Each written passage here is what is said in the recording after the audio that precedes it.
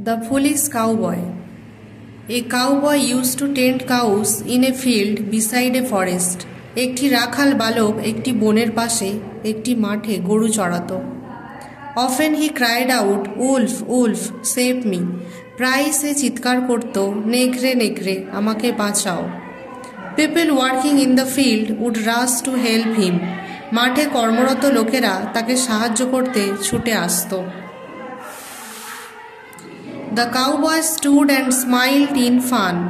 রাখাল বালক দাঁড়িয়ে মজা করে হাসত। One day tiger really came. একদিন একটা বাঘ সত্যিই এসেছিল।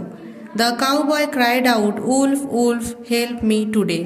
রাখাল বালক চিৎকার করে বলল, নেকড়ে নেকড়ে আমাকে বাঁচাও। But all thought that he was making fun like other days. কিন্তু সবাই ভাবল যে সে অন্য দিনের মতোই মজা করছিল। So nobody came to save the cowboy that day. তাই কেউ সেই দিন রাখাল বালককে বাঁচাতে এলো না। The tiger killed the cowboy. বাঘটি রাখাল বালককে মেরে ফেলল। The foolish cowboy lost his life for telling a lie. রাখাল বালক মিথ্যা কথা বলার জন্য তার জীবন হারালো।